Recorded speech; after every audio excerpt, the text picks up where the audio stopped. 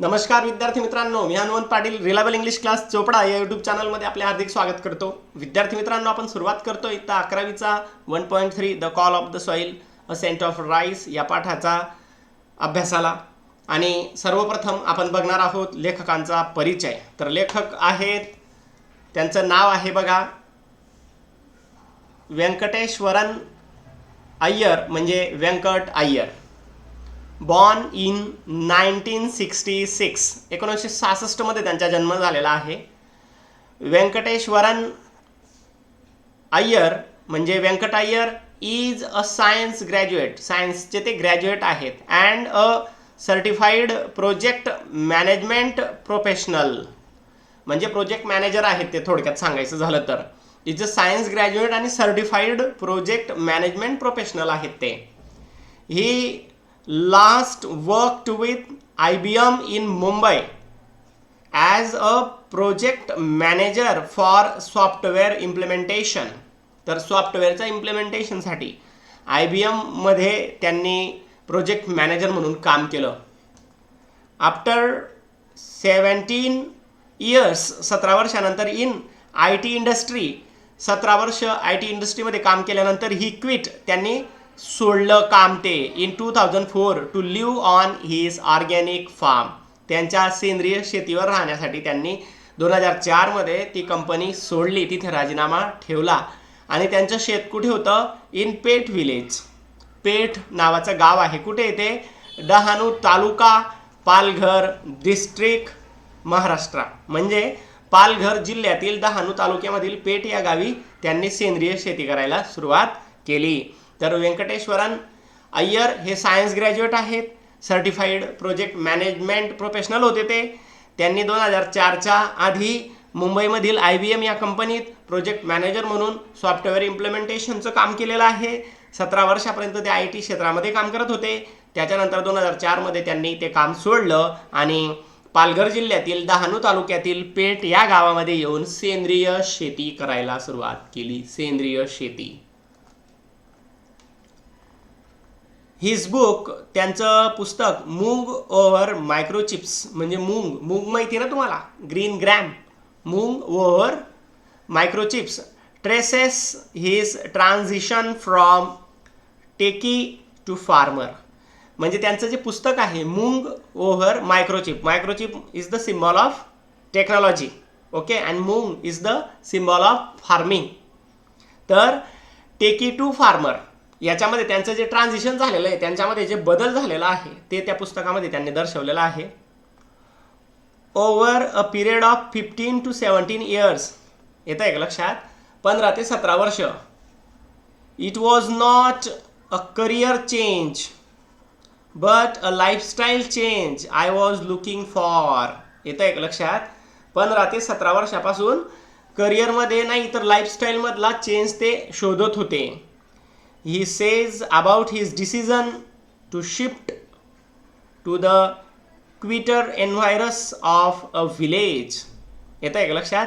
ते त्यांचा जो डिसिजन होता की एकदम टेक्नॉलॉजिकल सगळं लाईफ सोडून ऑर्गॅनिक लाईफ जगायचं आहे, ऑर्गॅनिक फार्मिंग करायची आहे, या त्यांच्या डिसिजनबद्दल ते सांगतात.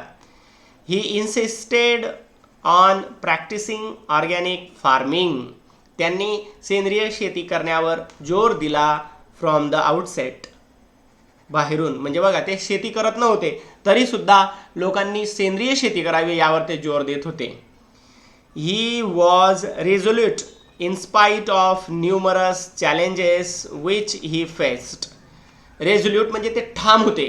In spite of numerous challenges, खूप सारे चॅलेंजेस येऊन सुद्धा, विच ही फेस्ड, ज्याला त्यांना तोंड द्यावं लागलं. Today not only does he deliver lectures, ते फक्त आज भाषणच देत नाही ऑन ऑर्गॅनिक फार्मिंग, ऑर्गॅनिक फार्मिंगवर ते फक्त आज भाषणच देत नाही, बट ऑल्सो हॅज जॉईन, परंतु त्यांनी जॉईन केलेले काय? Hands with organic farmers. आणि ते सेंद्रिय शेती करणाऱ्या शेतकऱ्यांच्या संघटनेत सुद्धा सहभागी झालेले आहेत. अँड आणि NGOs working in organic field to propagate organic farming to ensure that the land at least is not ravaged while they try to make a living out of agriculture. बघा, ते NGO सोबत सुद्धा काम करतात. NGOज म्हणजे काय, non government organisation सोबत ते काम करतात ऑर्गॅनिक फील्डमध्ये. कशासाठी, टू प्रोपोगेट म्हणजे काय, प्रचार करणे, ऑर्गॅनिक फार्मिंगचा प्रचार करण्याचं ते काम करतात. Ensure that the land at least is not ravaged म्हणजे काय, नापीक होणे, खराब होणे. व्हाईल ज्या वेळेला they try to make a living out of agriculture म्हणजे शेतीतनं तुम्ही तुमची उपजीविका भागवत असताना शेती नापीक तर होत नाही ना, याची ती एन्श्युअर म्हणजे ते खात्री करून घेत होते. मित्रांनो, सेंद्रिय शेती काय असते आणि सेंद्रिय शेतीचे फायदे काय असतात हे आपण आधीच्या व्हिडिओमध्ये बघितलेलंच आहे. पण विद्यार्थी मित्रांनो, मी तुम्हाला सांगू इच्छितो की आज जे वेगवेगळे आजारांनी आपल्याला वेढून घेतलेलं आहे, आज मी तुम्हाला आधीच्या व्हिडिओमध्ये सांगितलंच की तुम्ही आज कॅन्सरचे इतके रुग्ण वाढलेले आहेत की आपल्याला कळत सुद्धा नाही की एखाद्या व्यक्तीला कोणत्याही प्रकारचं व्यसन नसतं तरी सुद्धा तो कॅन्सर पेशंट कसं काय होऊन जातो. आणि म्हणून कुठेतरी एक वेळ अशी होती की असे कोणत्याच प्रकारचे एवढे आजार नव्हते. आज किती किती वेगवेगळ्या प्रकारचे आजार येऊन गेलेले आहेत आणि त्याला मूलभूत जबाबदार आहे मित्रांनो आपला आहार. लक्षात येत असेल आपल्याला कळत असेल. चला तर मग बघूया the call of the soil, a scent of rice. Okay, let's C.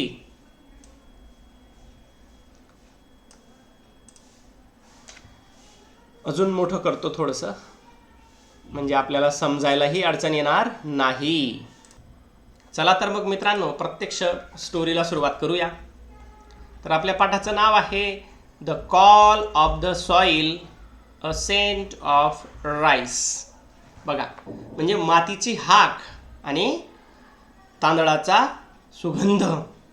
येत आहे का लक्षात? तांदळाचा सुगंध ही जणू काही मातीची हाक आहे, कारण आपली जी माती आहे ती आपण सगळी नापीक करून टाकतोय. याच्यात आता द फर्स्ट क्रॉप म्हणजे पहिलं पीक, द फर्स्ट क्रॉप पहिलं पिकाला बघायचं आहे मित्रांनो. इट वॉज एप्रिल 2004, 2004चा एप्रिल महिना होता. I stood in the middle of the lush green field of moong. I म्हणजे मी म्हणजे लेखक, स्टूड उभे होते, इन द मिडल ऑफ मध्यभागी, of the lush green, lush म्हणजे काय, घनदाट, ग्रीन म्हणजे हिरवळ, फील्ड ऑफ मूंग, मूंगच्या हिरव्यागार शेतामध्ये उभे होते. ग्रीन ग्रॅम म्हणतो आपण मूगला, ठीक आहे. अँड लुक्ड अराउंड मी, आणि माझ्या अवतीभोवती पाहणी करत होतो. It was just before sunrise, सूर्य उगवण्याच्या आधीची वेळ होती. अँड आणि the sky was turning a bright orange, आकाश एकदम असं ब्राईट ऑरेंज म्हणजे प्रखर केसरी रंगाचं आकाश बनत होतं. सकाळचं वातावरण आहे. The ground was damp and the leaves were shining with dew. The ground was damp म्हणजे जे ग्राउंड होतं ते कसं होतं, ओलं होतं, आणि जे सगळे पानं आहेत ना ते दवबिंदूंनी शाईन म्हणजे चमकत होते.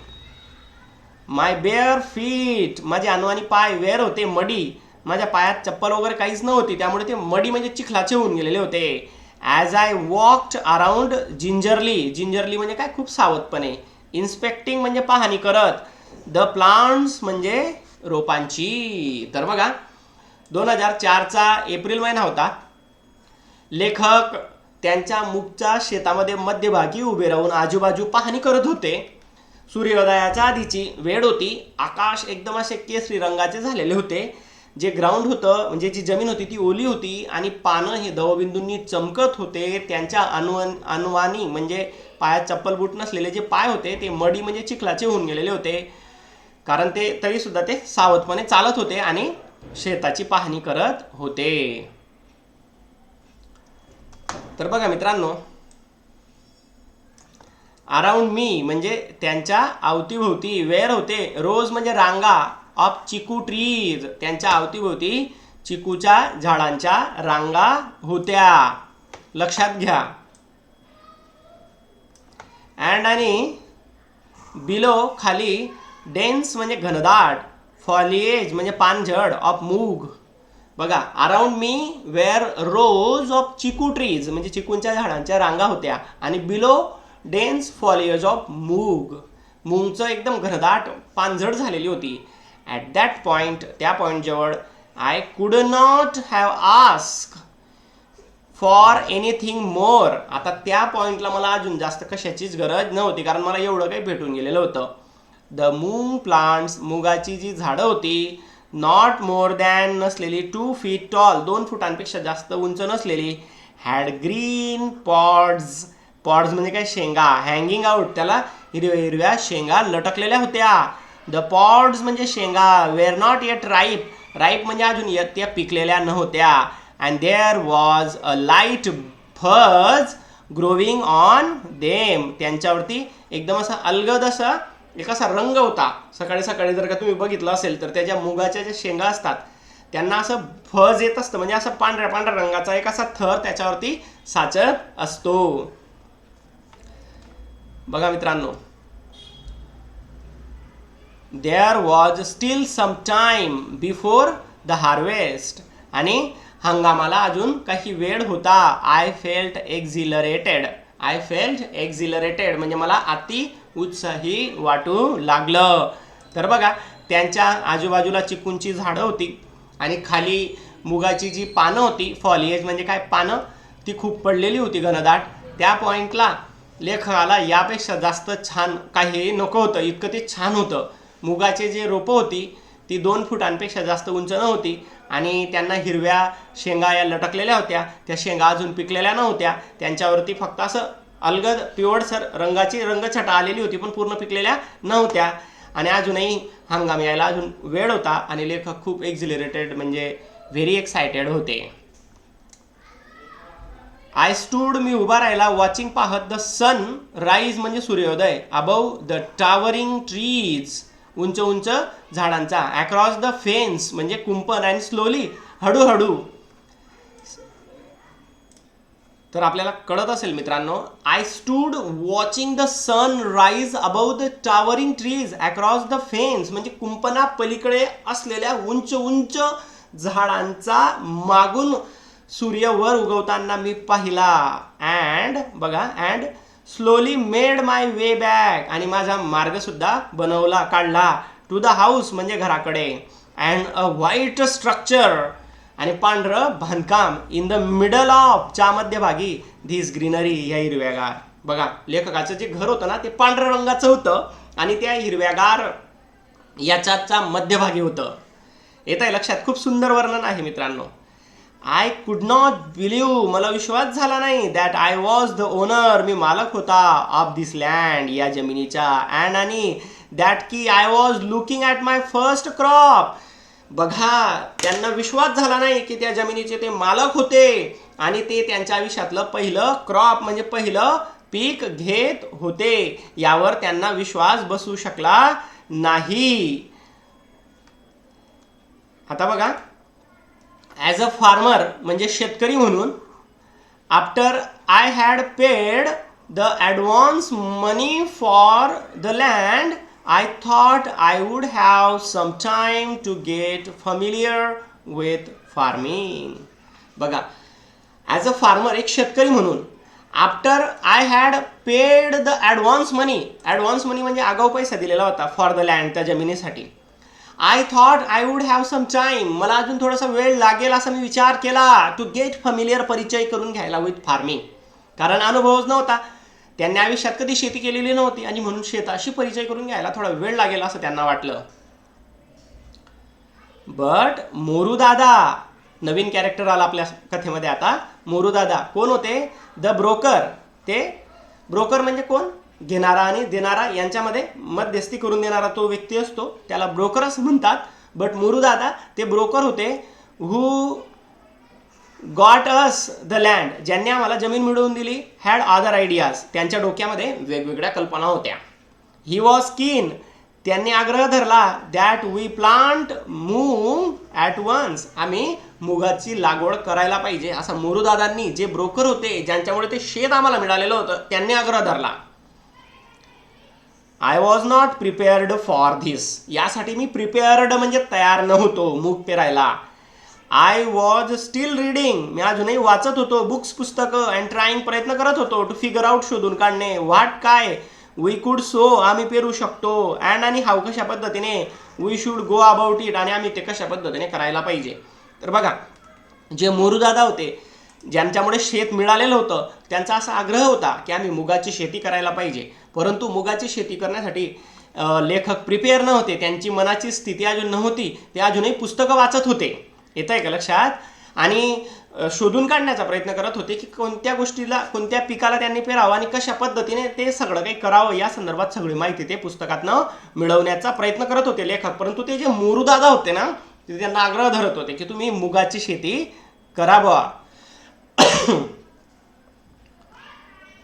मोरूदादा वाज होते क्वाईट फर्म, एकदम ठाम होते ते की तुम्ही मूग लावलाच पाहिजे.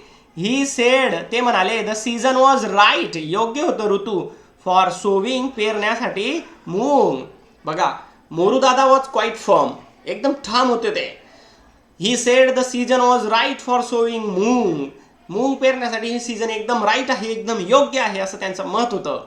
And the best seeds were available in Surat, in the adjacent state of Gujarat. सगळ्यात बेस्ट सीड म्हणजे चांगलं बियाणं कुठे उपलब्ध होतं? सुरतमध्ये. ॲडजसेंट म्हणजे जवळचं, स्टेट ऑफ गुजरात, जवळ, महाराष्ट्राचा जवळ गुजरात आहे, जवळच्या गुजरात राज्यातील सुरत या गावी बेस्ट सीड्स म्हणजे चांगलं बियाणं मुगाचं अवेलेबल आहे, अशी सुद्धा माहिती मोरूदादाने लेखकाला दिली. तर लक्षात घ्या मित्रांनो, आपण काय बघितलं की लेखक उंच उंच झाडांचा मागून सूर्य उगवताना बघत होते आणि हळूहळू त्यांचं जे घर होतं, जे पांढऱ्या रंगाचं होतं या हिरव्यामध्ये, त्याच्याकडे ते जात होते. लेखकांना विश्वास होत नव्हता की ते त्या शेताचे मालक होते आणि ते त्यांच्या आयुष्यातलं पहिलं पीक घेत होते शेतकरी म्हणून. येत आहे का लक्षात? बघा, शेतकरी म्हणून पहिल्यांदा ते सगळ्या गोष्टी करत होते आणि त्यावर त्यांना काही विश्वास बसत नव्हता.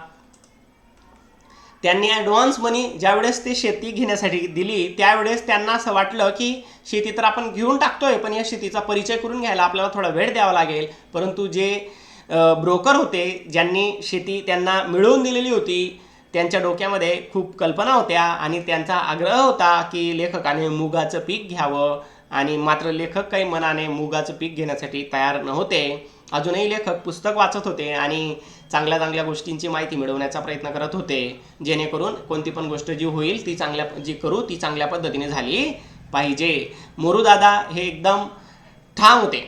त्यांचं असं मत होतं की हा जो ऋतू आहे, हे जे सीझन आहे ते मूग पेरण्यासाठी एकदम बेस्ट आहे आणि बेस्ट क्वालिटीचं मुगाचं बियाणं आपल्या जवळच्या राज्यामध्ये गुजरातमधील सुरत या गावामध्ये उपलब्ध आहे असं त्यांचं मत होतं.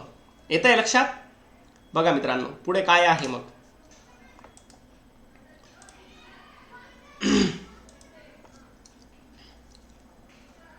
I made a quick trip to Surat, मी लगेच सुरतला गेलो. अँड बॉट, विकत आणलं, around 10 kilograms of moong. I made a quick trip to Surat and bought, विकत घेतलं, अराउंड 10 kilograms ऑफ मूग. मी लगेच सुरतला ट्रिप केली म्हणजे गेलो आणि 10 किलो मूग घेऊन आलो. मोरूदादा रेंटेड हिज ट्रॅक्टर, मोरूदादाने रेंटने दिलं त्याचं tractor.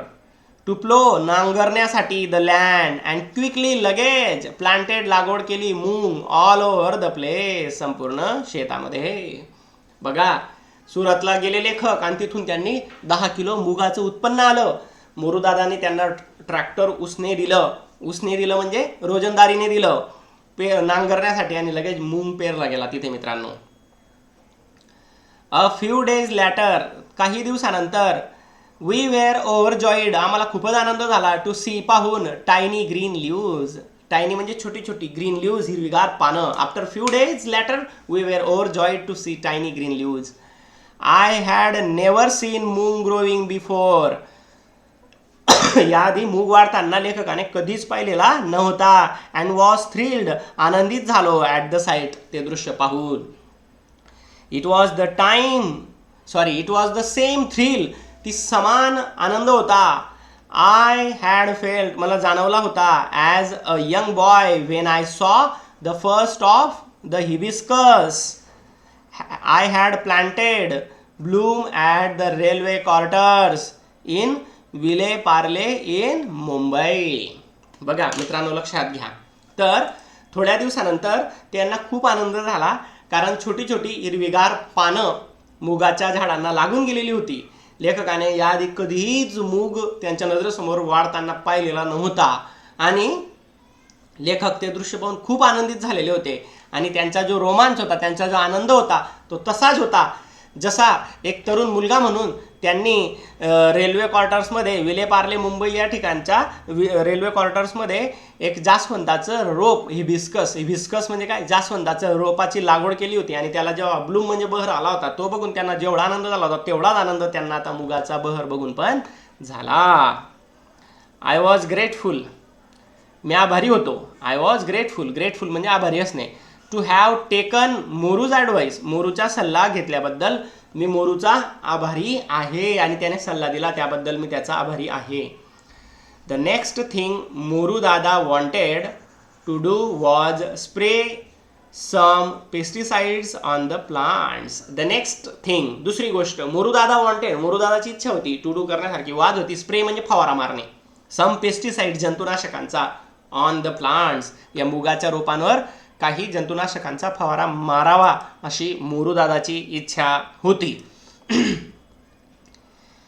He claimed that it would give a higher yield. It would give म्हणजे ती फवारणी देईल त्यांना काय, हायर यील्ड. हायर म्हणजे जास्त प्रमाणातलं, यील्ड म्हणजे उत्पन्न. This was something we did not want to do. आणि ही गोष्ट अशी होती की जी आम्हाला करायची इच्छा नव्हती. लेखकाला जी गोष्ट करायची इच्छा नव्हती, कोणती, पेस्टिसाइडची फवारणी करायची इच्छा नव्हती. वी वेअर क्लिअर, आमचं स्पष्ट मत होतं, that we would not use, आम्ही वापरणार नाही, एनी केमिकल्स, कोणतीही रसायनं, अँड ट्राईड, प्रयत्न केला, टू एक्सप्लेन, स्पष्ट करण्याचा, इट ते टू हिम, त्यांच्या समोर. We were clear that we would not use any chemicals and tried to explain it to him. आमचं एकदम स्पष्ट मत होतं की आम्ही कोणत्याही प्रकारचं केमिकल वापरणार नाहीत आणि ती गोष्ट त्यांना स्पष्ट करण्याचा देखील आम्ही प्रयत्न केला. ही रिॲक्टेड ॲज इफ, जणू काही वी हॅड सजेस्टेड हराकिरी. येतं आहे का लक्षात? ही रिॲक्टेड, आता जेव्हा आम्ही विरोध केला पेस्टिसाइडची फवारणी करायला त्यावेळेस ते कशा पद्धतीने प्रतिक्रिया देऊ लागले, इफ वी हॅड सजेस्टेड हराकिरी म्हणजे जणू काही स्वतःच्या हाताने, स्वतःच्या तलवारीने स्वतःचे पोट फाडून घेण्यासारख्या गोष्टी आम्ही करतोय बुवा. येतं आहे का लक्षात? आपल्याकडे आपण काय शब्द वापरतो त्यासाठी की जणू काही आम्ही स्वतःच्या पायावर कुऱ्हाडी मारण्याच्या गोष्टी करतोय बुवा, स्वतःचं नुकसान करून घेण्याच्या गोष्टी करतोय बुवा, अशा पद्धतीने त्यांनी रिॲक्ट केली की तुम्ही तुमचं एवढं उत्पन्न वाढणार आहे, तुम्ही पेस्टिसाइडची फवारणी करा, तुमचं खूप उत्पन्न वाढणार आहे. आणि ते सांगत असताना आम्ही नकार दिला तर आम्ही जणू काही आमचं स्वतःचं नुकसान करून घेतोय बुवा, अशा पद्धतीने त्यांनी आम्हाला प्रतिक्रिया दिली. It took a lot of convincing, खूपच कन्व्हिन्स करावं लागलं, टू एन्श्युअर, खात्री पटवणे, दॅट मोरू दादा अँड हिज फ्रेंड्स, त्यांचे मित्र, डिड नॉट यूज, वापरणार नाहीत, एनी केमिकल्स, कोणतेही केमिकल्स, ऑन द फार्म. आम्हाला खूप कन्व्हिन्स करावं लागलं म्हणजे पटवावं लागलं. It took a lot of convincing, खूप कन्व्हिन्सिंग करावी लागली, टू एन्श्युअर, खात्री पटवणे, दॅट मोरू दादा and his friends did not use, Moru दादा आणि त्यांचे मित्र हे कोणत्याही प्रकारचे केमिकल्स वापरणार नाहीत, वापरू नये अशी खात्री करून देण्यासाठी आम्हाला खूप पटवावं लागलं त्यांना. दे रिफ्युज्ड, ते नाकारलं, टू अंडरस्टँड, समजून घेणे, हाऊ, कशा पद्धतीने, क्रॉप्स कुड ग्रो, वाढू शकतात, विदाऊट स्प्रे म्हणजे फवाऱ्याविना. आता त्यांनी नकार दिला की म्हणे आम्ही नाकारतो, वाढूच शकत नाही फवारा मारल्याशिवाय पिकं, हे त्यांनी, आणि लेखकाचं म्हणणं होतं की फवारा मारल्याविना पिकं वाढू शकतात, हे मान्य करायला त्यांनी नकार दिला. येतंय लक्षात? कळतंय मित्रांनो? तर मित्रांनो समजून घ्या व्यवस्थित.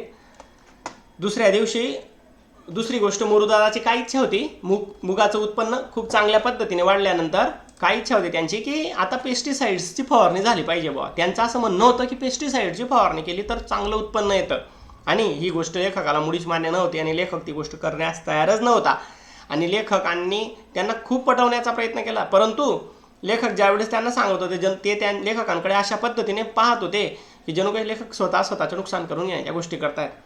त्यांना खूप पटवावं लागलं, खूप मन वळवावं लागलं त्यांचं, परंतु त्यांनी काही ऐकलं नाही. ते मान्यच करायला तयार नव्हते की फवाऱ्यांविना पिकं चांगली येऊ शकतात, उत्पन्न चांगलं येऊ शकतं, हे ते मान्यच करायला तयार नव्हते.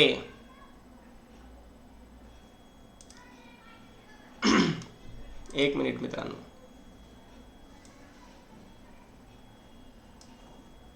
ठीक आहे, दिसतंय आता आपला जेवढा टॉपिक आहे तेवढा.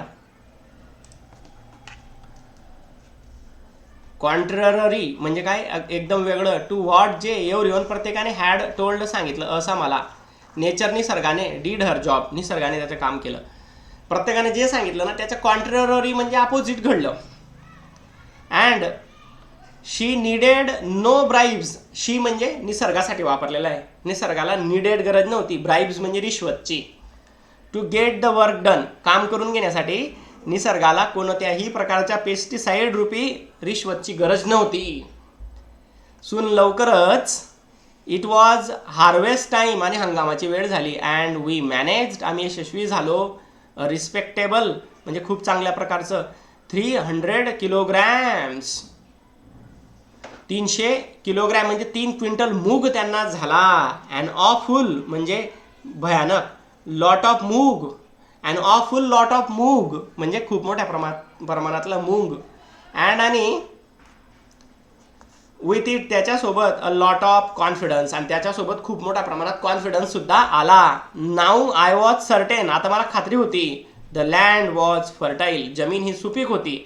And that it was possible, ते शक्य होतं. टू ग्रो क्रॉप्स, पिकं वाढवणं. विदाऊट केमिकल्स, रसायनं न वापरता.